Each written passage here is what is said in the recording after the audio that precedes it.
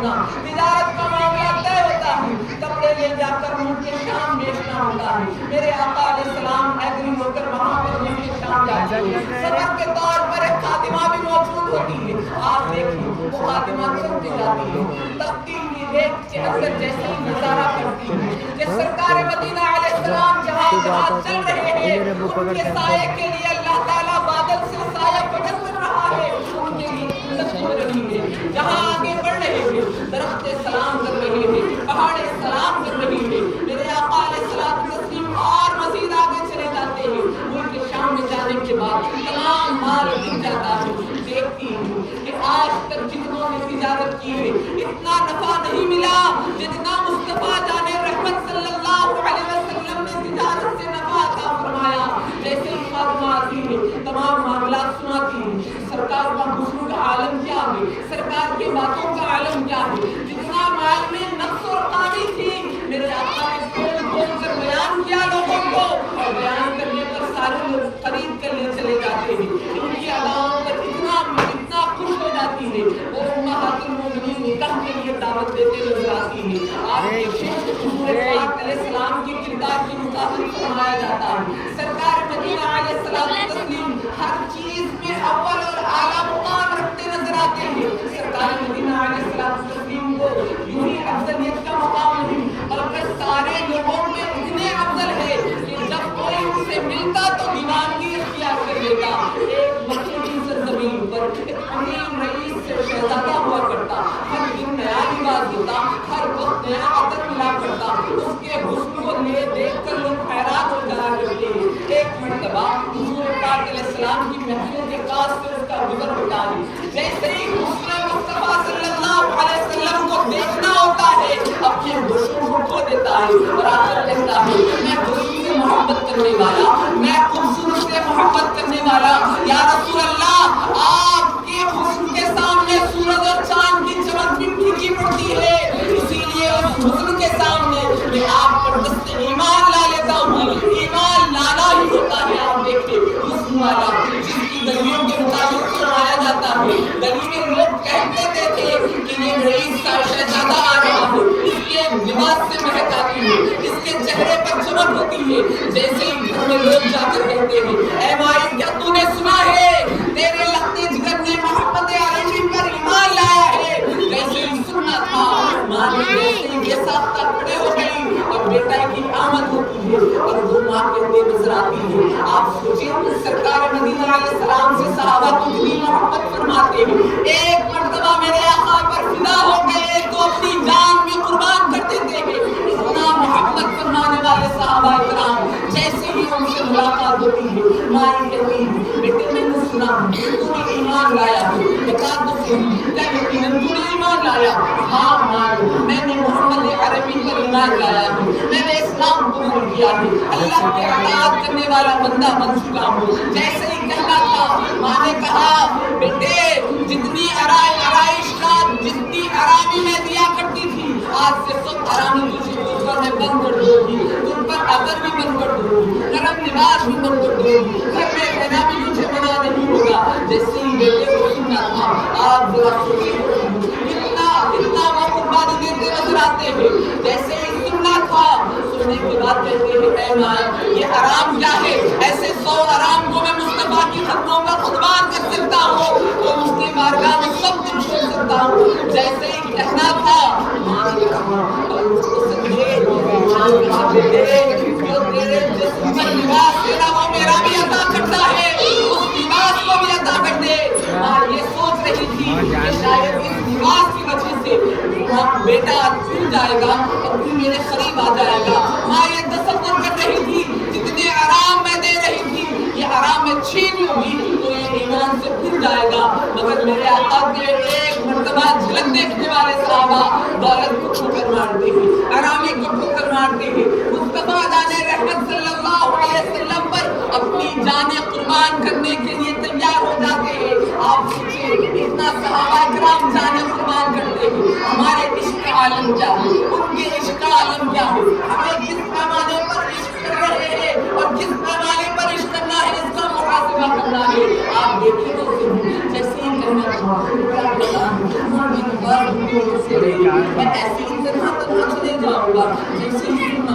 وہ لباس نکال کر دیتے ہیں. ماں تو ماں ہوتی ہے, محبت کرنے والی ماں ہوتی ہے. وہ جیسے ہی دیکھتی ہے اچھا لباس دے رہا ہے تو گھر کے باہر لیڈیز پر قدم نکال رہا ہے, ماں اپنی چادر نکال کر دے دیتی ہے اور کہتی ہے آج کے بعد میرے دروازے پر قدم نہیں رکھنا. آپ ذرا سوچیں صحابہ نے کتنی مشقتیں کر کر یہاں تک اس دین کو پھیلایا اور ہمارا کیا فریضہ ہے. وہ صحابہ حب نبی میں سرشار تھے اور ہمارا علم کیا ہے. یہ صحابہ اکرام رضی اللہ تعالیٰ عنہ رسول پاک علیہ السلام پر آج بھی نہیں آنے دیتے تھے, سرکار سے بے انتہا محبت کرتے تھے. یہاں تک کہ فرمایا جاتا ہے ایک مرتبہ جب ابو بکر صدیق رضی اللہ تعالیٰ عنہ ہجرت کر کر میرے آقا علیہ السلام کی بارگاہ سے آگے بڑھتے ہیں, سرکار کی حفاظت کے لیے آگے بڑھتے ہیں, کبھی آگے جاتے ہیں, کبھی دائیں جاتے ہیں, کبھی پیچھے جاتے ہیں. میرے آقا علیہ السلام پوچھتے ہیں اے ابو بکر ہوا کیا تمہیں, کیا ہو چکا, تم آگے بڑھ رہے ہو پیچھے آ رہے ہو. فرماتے ہیں یا رسول اللہ کافروں کا منصوبہ ہے کیا آپ تمہارے, میرے آنکھوں کے سامنے میں آپ کو تین کھاتے نہیں دے سکتا, میرے جسم پر میں تین برداشت کر سکتا ہوں, جبھی بھی آہٹوں کی آواز آتی ہے یا رسول اللہ میں آپ کی حفاظت کے لیے آگے چلے جاتا ہوں. وہی ابو بکر صدیق رضی اللہ تعالیٰ عنہ آگے چلے جاتے ہیں. آگے جانے کے بعد ہمارے پیرا کے پاس جاتے ہیں, جانے کے بعد تمام مار کے اندر آپ دیکھیں حضور پاک علیہ السلام کی استقبال کے لیے سارے سوراخوں کو بند کر دیتے ہیں. اس کے بعد ابو بکر صدیق رضی اللہ تعالیٰ عنہ کار کو صاف کر کے میرے آقا کو دعوت دیتے ہیں. دعوت دینے کے بعد میرے آقا جل بدر ہوتے ہیں, پہلو کا حرام فرمانا ہوتا ہے. ان کی نگاہ ایک سوراخ پر ہوتی ہے جو بڑی طویل سوراخ ہوتی ہے. سوچتے ہیں اگر ایک موزی جانور میرے آقا کو آ کر ستائے گا, میری موزی جانور میرے آقا کو رسے گا, ایسا ہرگز نہیں ہو سکتا, پہلے میں قربانی ہو جاؤں میرے آقا کی بارگاہ میں. اسی لیے اپنے قدم مبارک کو اٹھا کر ابو بکر صدیق سوراخ میں رکھ دیتے ہیں. آپ سوچیں تو سرکار سے صرف مخلوق ظاہری نہیں دنیا کی ہر مخلوق کرتے نظر آتی ہے. جانور چرند پرند سارے میرے آقا سے محبت فرماتے ہیں, اتنی محبت کے اپنی جانیں سرکار کو نثار کرتے ہیں. یہ محفل کا مقصد یہی ہے سرکار کی محبت میں سرشار ہو جاؤ, ان کی محبت میں جینے والے بن جاؤ, ان کی اداؤں پر مرنے والے بن جاؤ, ان کی اداؤں کو زندگی میں اپنانے والے بن جاؤ. جب دیکھو حضور حضرت سیدنا ابو بکر صدیق نے ایسے ہی پاؤں رکھتے ہیں صاحب نکل کر دستا ہے, آپ کا رنگ تبدیل ہو جاتا ہے, آپ کی آنکھوں سے آنسو نکل کر میرے آقا علیہ السلام کے رخسار کو پڑھنا بھی ہوتا ہے. میرے آقا اٹھتے ہیں یا اے ابو بکر بتا تو صحیح کیا ہو چکا ہے, تمہارے آنکھوں سے آنسو نکل رہے ہیں. فرماتے ہیں یا رسول اللہ ساری سوراخیں تو میں نے بند کر دیا تھا, ایک سوراخ باقی تھی, اور میں نے موزی جانور کے طرف سے اپنا پاؤں رکھا اور اس میں سے ایک سانپ نے مجھے ڈس دیا یا رسول اللہ. جیسے ہی کہنا تھا میرے آقا کے کمالات کو دیکھ کر ابو بکر کا پاؤں نکالتے ہیں, صلی اللہ علیہ وسلم اپنا مبارک کی پاؤں میں لگانا تھا. اللہ نعرہ تکبیر, اللہ اکبر, رسالت یا رسول اللہ, اہل سنت زندہ باد. آپ اس کے بعد صاف نکلتا ہے السلام علیکم یا رسول اللہ, میرے آقا کو درود سلام کے نذرانے پیش کرتا ہے. یا رسول اللہ میں اس غار کے اندر مجھے اللہ ملی تھی, نبی علیہ السلام نے کہا اس غار کے اندر مصطفیٰ جان رحمت جن کے لیے دونوں زمین و آسمان سجائی گئی ہے وہ نبی محترم جلوہ گر ہو گئے, ان کے انتظار کے لیے میں 500 برس سے یہاں انتظار کر رہا ہوں. اب دیکھا کہ کوئی ایک شے مجھے آنے سے روک رہی ہے, اسی لیے میں نے عرض کیا یا رسول اللہ معذرت چاہتا ہوں, میرے السلام کو قبول فرمائے. جانور 500 برس سے مصطفیٰ کی آمد کا انتظار کر رہا ہے. ہم امت مصطفیٰ ہے, کیا سرکار کے میلاد کے موقع پر کیا محفلیں نہیں سجا سکتے, محفلیں نہیں سجا سکتے. اپنی محفل سجایا تو لوگوں کو اعتراض ہوتا ہے, بڑھتے بناتے ہیں تو کسی کو اعتراض نہیں ہوتا. مصطفیٰ جان رحمت صلی اللہ علیہ وسلم کی آمد کی آواز ہم محفل محفل سجاتے ہو تو لوگوں کو اعتراض، میں کہتا ہوں اعتراض کیوں ہوتا ہے؟ جن کی وجہ سے ستی کی رسم ہوئی، جن کی وجہ سے حقوق ملے، جن کی وجہ سے جینے کا طریقہ ملا، جن کی وجہ سے رب کی پہچان ملی، جن کی وجہ سے جنت کا ہمیں پتہ ملا، جن کی وجہ سے رب ذوالجلال کا ہمیں پتہ چلا، اگر نہیں پتہ چلتا ابھی بھی ہم باطنی وادیوں میں ہوا کرتے، ابھی بھی ہم وہی گناہ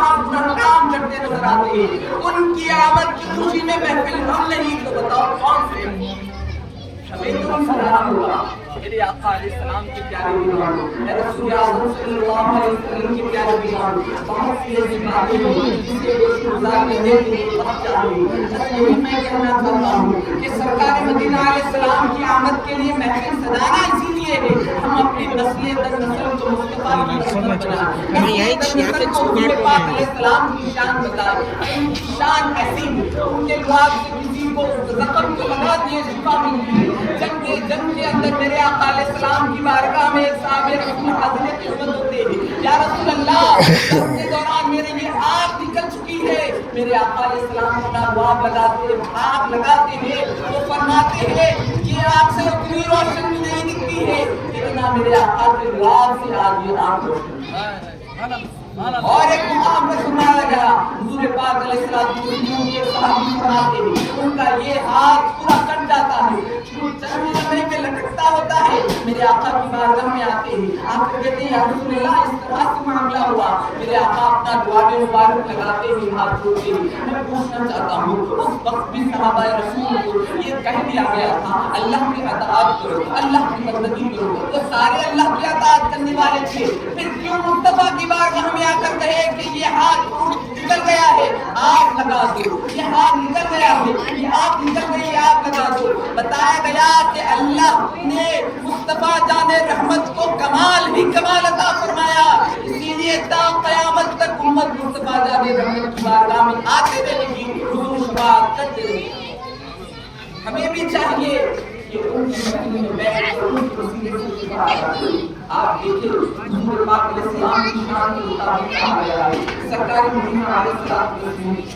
ایک مرتبہ حضرت انس رضی اللہ تعالیٰ عنہ کی بارگاہ میں جاتے ہیں، حضرت انس رضی اللہ تعالیٰ عنہ کے مقام میں جاتے ہیں، جیسے ہی جانا تھا سرکار مدینہ علیہ السلام تسلیم جانا تھا، جانے کے بعد جیسے منظور کی کوشش کے اندر اپنی گرمی میں ہوتے ہیں، حضور پاک علیہ السلام تسلیم اس مکان میں بیٹھنا تھا، گرمی میں بہت زیادہ گرمی نکلتی ہے، گرمی سے آپ کے چہرے مبارک سے پسینہ ٹپکنا ہوتا ہے۔ انس رضی اللہ تعالیٰ عنہ کی والدہ ایک شیشی لے کر میرے آقا کی بارگاہ میں آتی ہے، آ کر اس